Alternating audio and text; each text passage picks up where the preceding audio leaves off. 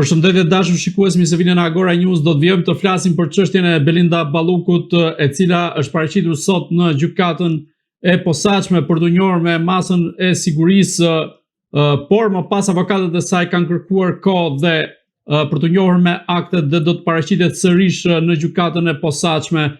Por çfarë po ndodh me Belinda Ballukun dhe si mund të vlerësohet vendimi i gjykatës së posaçme për pezullimin e saj nga detyra si zëvendës kryeministre? Për t'ju përgjigjur këtyre pyetjeve, por edhe tematikave të tjera mbi këtë çështje, ne kemi të ftuar avokatin e njohur, zotin Due Pietra. Zoti Pietra, përshëndetje. Përshëndetje juve. Zoti Pietra, ta nisim fillimisht me pjesën e vendimit të gjykatës së posaçme për pezullimin nga detyrat e zëvendës kryeministres Belinda Balluku. Në optikën tuaj si njeri i drejtësisë, si e vlerësoni këtë vendim? Vendimi është një vendim i pambështetur në bazë ligjore. Nuk ekziston asnjë mundësi në asnjë vend, paktën ne themi në Shqipëri, që parashikohet një masë e tillë, edhe në ligjin organik të qeverisë shqiptare nuk ka në një paragraf që thotë të pezullohet ministri ose kryeministri ose zëvendës kryeministre. Pra, derisa ka një mungesë, nuk e di se ku e ka gjetë prokurori një veprim të tillë, qoftë edhe gjykata, por vetëm në qoftë se ata e kanë pas me detyrim për ta shkel ligjin. Dhe jemi para një veprimi, pra të i kaluar kompetencat e prokurorit dhe gjykatës. Për mendimin tim, aty menjëherë duhet hapeshin me fillimi i hetimeve për këtë vepër, për këtë veprim të kryer me ose pa dashje. Nuk ka rëndësi fare. Por megjithatë thuhet që gabimet e gjykatës shkallës parë i rregullon gjykata më e lartë, por ai është një gabim me qëllim, nuk quhet gabim për gabim, po është gabim shumë i rëndë, sepse në momentin që kryeministri i Shqipërisë mos të ndodhet në Shqipëri, pra gjitha veprimet delegohen te zëvendës kryeministri. Pra ti ke godit qeverinë, pra me dashje ke godit qeverinë dhe nuk ke godit pra emrin Belinda Balluku, por ke godit rolin e zëvendës kryeministrit dhe të ministres. Pra derisa nuk kemi një bazë ligjore, nuk mund të themi që ti ke gabuar pa dashje, pra ke gabim me dashje.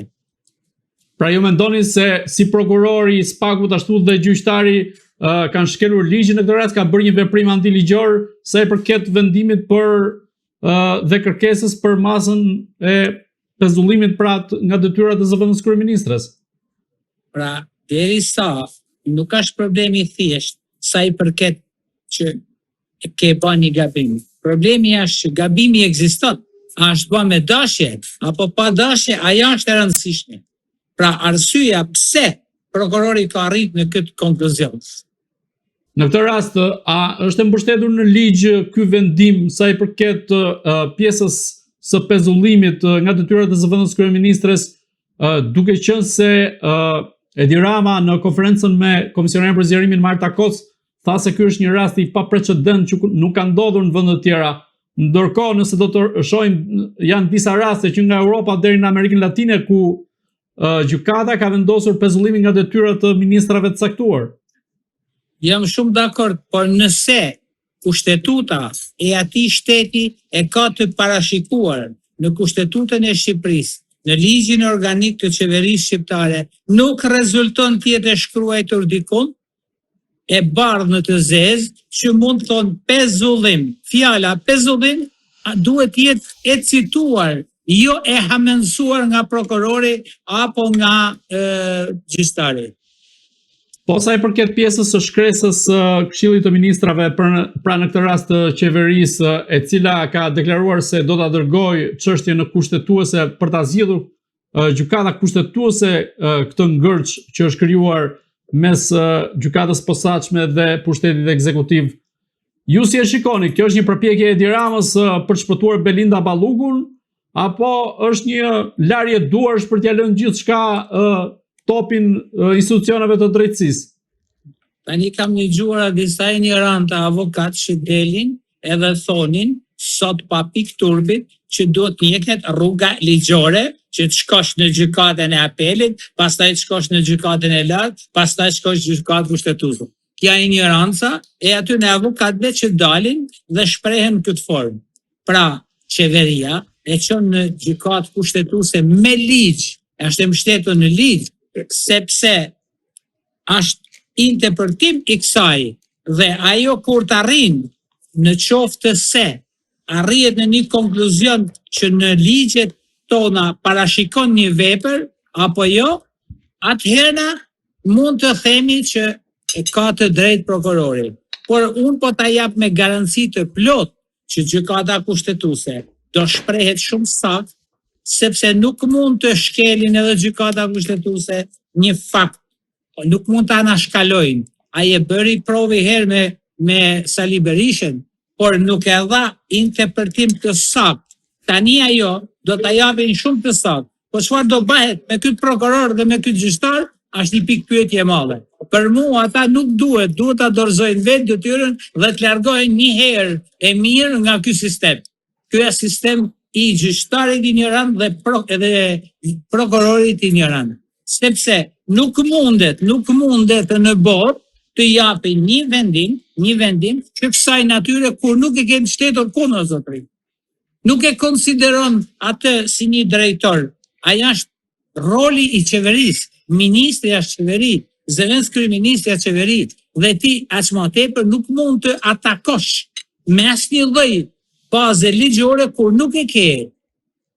Avokat, si mendoni çfarë rrugë duhet të kishte ndjekur SPAK-u dhe gjykata e posaçme kundrejt Belinda Ballukut, e cila akuzohet për shkeljet barazisë në tendera dhe konkretisht për tunelin e Llogaras, ku dyshohet në një aferë korruptive prej 50 milionë eurosh? Mund të jenë me miliona, me miliarda lek që mund vjedhin qeveritarët, por duhet provu me prova.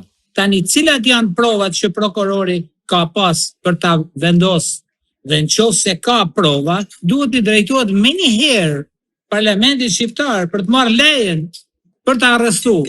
Po derisa nuk i bën këto, jemi në një dyshim të prokurorit dhe gjyqtar. Pikpyetje, pse prokurori pra kur e din ligjin, pse do të sillet në këtë mënyrë? Pra në momentin që prokurori nuk kryen të veprime të ligjshme dhe i mjafton për të kryer një veprim të paligjshëm, o është implikuar me Belinda Ballukun dhe me kryeministrin, ose është ignorant që nuk merr vesh nga fusha. Në qoftë se gjykata kushtetuese do thotë që gjitha veprimet e kryer janë të paligjshme, atëherë në çfarë ka favorizuar Belinda Ballukun dhe qeverinë shqiptare dhe korrupsionin e tyre. Në këtë rast kush është përgjegjës direkt? Është kryeministri Edi Rama, i cili ka firmosur edhe si kryeministër në rastin e Këshillit Kombëtar të Territorit për tunelin e Llogaras, apo është Belinda Balluku, e cila ka firmosur vendimet e Këshillit të Ministrave në mungesë të Edi Ramës? Vendimet kolegjale janë vendime kolegjale dhe nuk ka të drejtë askërkush t'i prek ato. Edhe gabimi që kishte me ish kryeministrin Sali Berisha janë vendime kolegjale dhe kolegjaliteti nuk mund të atakohet nga një prokuror ose nga një gjyqtar. S'duhet me ngatru këto gjëra. Dhe turpi më i madh është që në qoftë se prokurori ka pas prova për ta arrestuar dhe nuk ka kryer këtë veprim, është edhe ai shpërdorim detyre. Pra je në mes të dy zjarreve, ose vepro ose mos vepro. Avokat, sot Belinda Balluku është paraqitur në gjykatën e posaçme, ku do të njihej me masën e sigurisë dhe vlerësimin e kushteve nga ana e gjykatës së posaçme, por avokatët e saj kanë kërkuar kohë që të njihen me aktet dhe do të paraqitet sërish në SPAK. Ju si mendoni, çfarë vendimi do të ketë gjykata e posaçme kundrejt Belinda Ballukut dhe sa rrezikon ajo në raport me drejtësinë, nisur nga akuzat që rëndojnë mbi të? Tani, pra automatikisht prokurori ka kërku dy masa. Një masë për largimin që është krejtësisht e pa bazuar në ligj dhe në kushtetut, dhe nuk mund t'i nalash një deputeti sepse në fund fundit është përveç ministër, është zëvendës kryeministër dhe është deputet e Parlamentit të Shqipërisë. Dhe nuk mundesh ti të marrësh me një prokuror që nuk ka aftësinë për ta vlerësuar, të marrësh pasaportën e kryetares ose të një antare të qeverisë ose të një deputeti. Pra, ky është një veprim shumë i nxitur dhe i gabuar. Në qoftë se gjykata do të arrijë në një konkluzion që ka prova të mjaftueshme për ta ndaluar, për të kryer një veprim, për të marrë një masë të këtyre, duhet që të drejtohet Parlamentit dhe jo të bëjë veprime brenda mendjes të tij, qoftë prokurori, qoftë gjykata. Gjykata e apelit, në qoftë se ka arritur në një konkluzion që mund ta miratojnë atë vendim, është gjëja më e tmerrshme që mund ta psojnë shteti shqiptar. Pra, nuk ka asnjë bazë ligjore për ta kryer një veprim të tillë, as gjykata e apelit dhe as një gjykatë tjetër për sa i përket fjalës pezullim. Nëse e gjen dikun edhe e herë fjalën pezullim në ligjin organik, nëse e gjen dikun në kushtetutë, në literaturë, në ato partitë politike mund ta kenë, por se prokurori mund të jetë pjesë e partive politike dhe e budallëkut tyre, është faji i tij.